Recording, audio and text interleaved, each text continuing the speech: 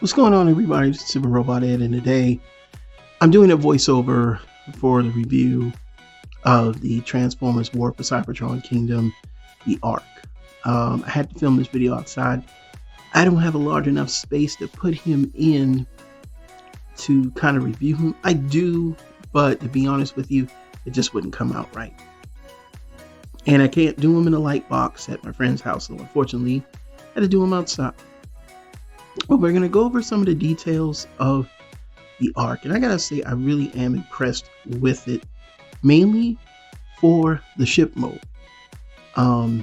Everything else I'll get to, some of my hang-ups, not really gripes, because in the history of Transformers, we would have never gotten an ARK.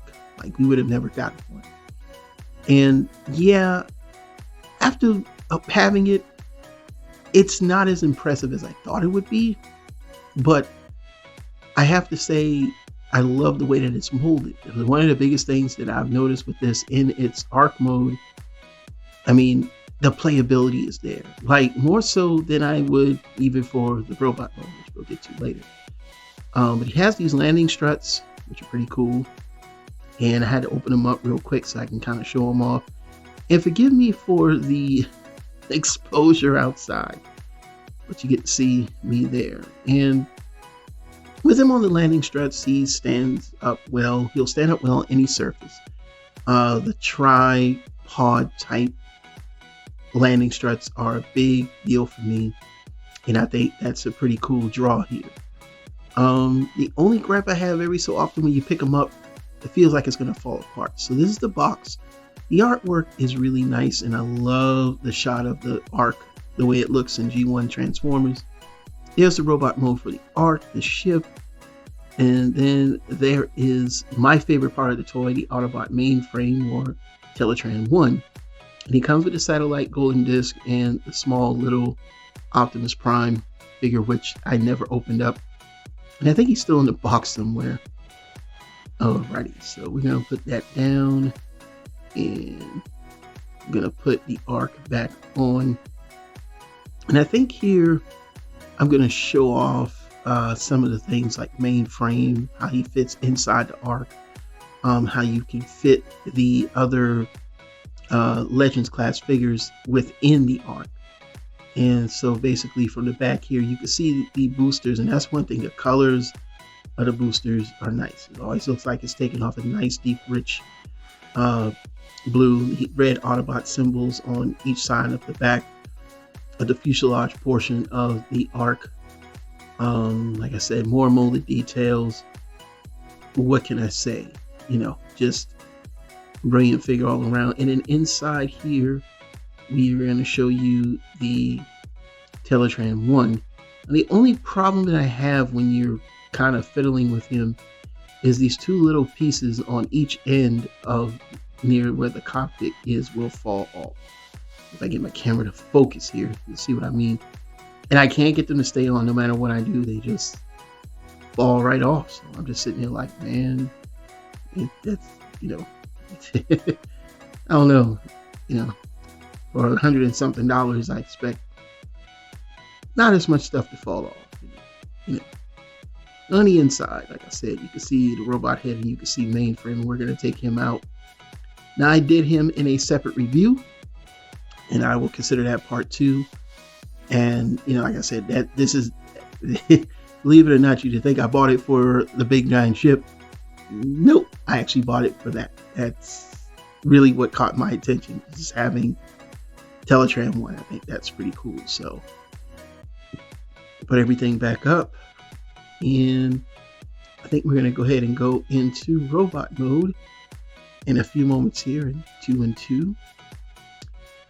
And we want to show off some other parts to the ship, and that is the back. So there's a little lever right there that you will press down on.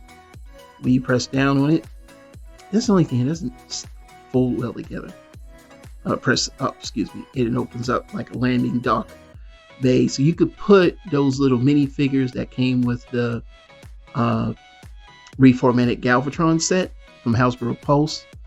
They would fit in there nice, and of course the little red Optimus Prime figure will fit in there as well. And if you just want to have storage, you could put like a Legends class figure inside, and mainly something smaller. I don't know if a Megatron or Optimus Prime Legends class will fit, but you're welcome to try. I don't buy Legends figures. And then basically that's how we close all the tabs, and now we're in the robot mode. And I like the stance of the robot mode. He looks a lot like the last Autobot, which is supposed to be like the last Herald of Primus. I can't remember the lore. Please don't. I didn't really read the comic books too far after maybe about the first 8 or 10 issues as a kid. I was more or less into reading Spider-Man. And yes, there were twigs everywhere. A slightly windy day. And so basically, we're going to go over articulation here. I had to adjust myself for the camera. Sorry about that. And just get back into focus there. I don't know why I brought Rung out. They don't even match in the same colors. I guess I just had them laying around. So the leg goes up, and then you can fold it down. Of course, the leg can go out. So if you can do it on one side, you can do it on both sides. And then after that, of course, there is the waist swivel.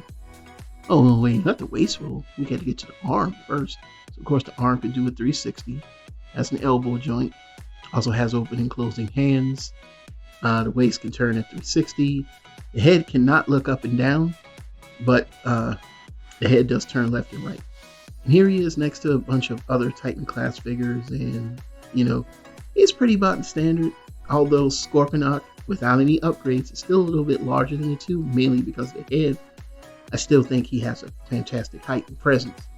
But overall, he lacks some details in the robot mode, which makes him look rather a bit plain. I may have wanted a different Autobot symbol, you know, things of that nature.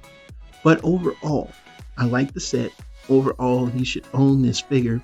And why should you own this figure? If you're a fan of G1, in the G1 continuity, in the cartoon, the Autobots lived in the ARK. It's just where they were.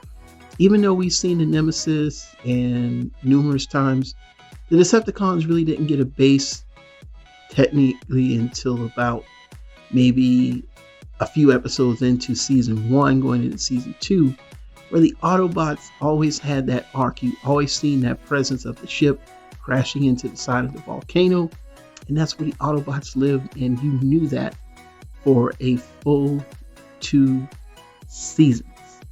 Maybe 3, but of course they had Autobot City by season 3, so really wasn't any much more need for them to live on the ARK anymore, or in the ARK anymore. But still, it was an iconic look, an iconic scene, and I think you should own it. And its plus of having mainframe, which turns into Teletran 1, and has that little satellite, I think is a plus. So in my opinion, despite how I feel about some of the misgivings, I still like owning the ARK. I didn't want to pass up on it because in the long run, that nostalgia will be there. So again, it's the Super Robot Ed, signing off. Have a good one.